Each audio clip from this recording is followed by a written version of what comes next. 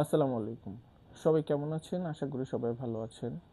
এখন আপনাদের সামনে এমন একটা বিষয় নিয়ে আলোচনা করব, যে বিষয়টা হচ্ছে আপনার বিরুদ্ধে আ থানায় একটা আমলযোগ্য অপরাধে আপনার বিরুদ্ধে এজাহার দায়ের হইল।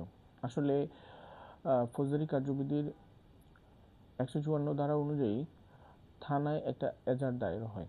আসলে এজাহারের কোনো নির্দিষ্ট ফরম্যাট নাই, অথবা কিভাবে এজাহারটা দায়ের করতে হবে এ বিষয়ে ফৌজদারি আইনে কিছু বলা নাই। অবশ্যই এজাহারটা মৌখিকভাবেও করা যায়, অথবা লিখিতভাবেও আপনি থানাতে করা যাবে।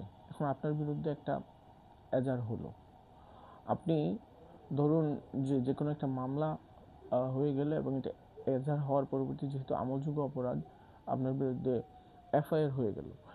এখন আপনি যে আদালতে জামিন নেওয়ার ক্ষেত্রে আপনি কি কি পদ্ধতি অনুসরণ করতে হবে, এবং আপনার জন্য কি কি ডকুমেন্ট এই ক্ষেত্রে প্রয়োজন হবে। দেখেন, ফৌজদারি মামলা দুই ধরনের হয়। এক হচ্ছে আপনার থানায় সরাসরি এজাহারের মাধ্যমে এফআইআর হবে, এবং আরেকটা বিষয় হচ্ছে আপনি আদালতে নালিশের মাধ্যমে আমলি আদালতে ম্যাজিস্ট্রেটের বরাবর মামলা করতে পারবে। এখন আপনার যদি থানাতে এমন একটা মামলা হয় যে মামলায় আপনার নাম এফআইআর হয়ে গেছে, আপনাকে অ্যারেস্ট করার জন্য থানার যে পুলিশ আছে তারা বারে বার আপনার বাড়িতে যাচ্ছে এবং আপনাকে অ্যারেস্ট করতে চাচ্ছে। যেহেতু এফআইআর হয়ে গেছে, আপনাকে অ্যারেস্ট করার যেখানেই পাবে সেখান থেকে অ্যারেস্ট করাটা হচ্ছে পুলিশের দায়িত্বের ভিতরে পড়ে। এখন কথা হচ্ছে যে এমন যদি কোনো ঘটনা ঘটে, যে তখন আপনি করবেনটা কি।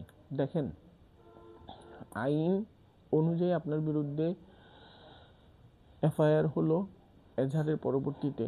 এখন আপনি আবার আইন অনুযায়ী আপনি মামলা থেকে জামিন নেওয়ার ব্যবস্থা করতে হবে। যদি আপনি মামলা থেকে জামিন নেওয়ার ব্যবস্থা না করেন, তাহলে একটা পুলিশ আপনাকে ধরার চেষ্টা করবে, আপনার বাসায় বারবার পুলিশ যাবে, এবং এতে করে আপনি এবং আপনার পরিবার উভয়ই একটা আতঙ্কের ভিতরে থাকতে হবে। এই আতঙ্ক থেকে বাঁচার জন্য আপনাকে অবশ্যই আদালতে উপস্থিত হয়ে এই মামলার, যেহেতু এটা একটা জিআর মামলা, এটা জিআর মামলা নাম্বার পড়বে, আপনাকে এই ডকুমেন্টগুলা সংগ্রহ করে আপনি জামিনের চাইতে হবে। এখন হচ্ছে আপনি আসামি পক্ষ হিসেবে, একজন আসামি হিসেবে কি কি ডকুমেন্ট আপনাকে সংগ্রহ করতে হবে আপনার বিরুদ্ধে মামলা হওয়ার পরবর্তীতে। অবশ্যই আপনি যেই এজাহারটা দায়ের হয়েছে সেই এজাহারটা আপনাকে নিতে হবে, এবং পরবর্তীতে আপনার যদি এটা এফআইআর হয়ে থাকে, এই এফআইআরের কপিটাও আপনাকে সংগ্রহ করতে হবে। যদি জব্দ তালিকা থাকে এবং অন্যান্য আসামিরা যদি অ্যারেস্ট হয়ে থাকে, তারা যদি জামিন নিয়ে থাকে, বিশেষ করে এই জামিন কত তারিখে নিয়েছে, অথবা আপনার সাথে কোনো আসামি জামিনে আছে কিনা, সেই বিষয়ে আপনাকে অবগত থাকতে হবে, এবং এই বিষয়টা খুব ভালোভাবে অবগত হয়ে ম্যাজিস্ট্রেটের সামনে আপনার যে আইনজীবী হবে, বিজ্ঞ আইনজীবী, এই বিষয়ে ব্যাখ্যা করতে হবে। এখন কথা হচ্ছে যে আপনি এই ডকুমেন্টগুলো পাবেন কোথায়। আপনি এই ডকুমেন্টগুলো খুব নিরাপদে উত্তোলনের জন্য আপনার একটা সিদ্ধান্ত নিতে হবে, সেটা হচ্ছে আপনি আদালত থেকেই নিরাপদে উত্তোলন করতে যাবে। কারণ আপনি থানাতে যদি আপনি নিজে যান, আপনাকে অ্যারেস্ট করবে, আর যদি আপনি লোক পাঠান, হয়তো ওভাবে ওই লোক বুঝে এই ডকুমেন্টগুলো উত্তোলন করে আপনার জামিনের ব্যবস্থা করার জন্য চেষ্টা করতে পারবে না। আপনার বিরুদ্ধে যদি একটা মামলা এফআইআর হয়ে যায়, তার পরবর্তীতে আপনার করণীয় হচ্ছে একজন বিজ্ঞ আইনজীবীর সাথে কথা বলা।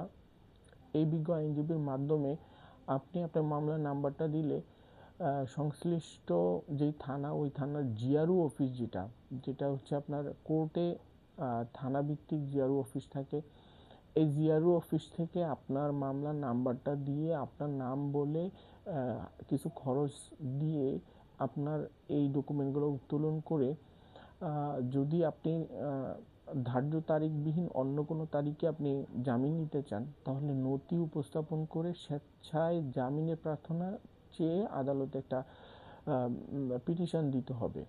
আপনার এই দরখাস্ত বা পিটিশনের বিপরীতে আদালত একটা তারিখ নির্ধারণ করবে, যেটাকে ফুট আপ দিয়ে তারিখ নির্ধারণ করবে। এই তারিখ নির্ধারণ, ওই তারিখে আপনি আদালতে উপস্থিত হয়ে পূর্ণাঙ্গ শুনানি করে আপনার জামিন চাইতে হবে।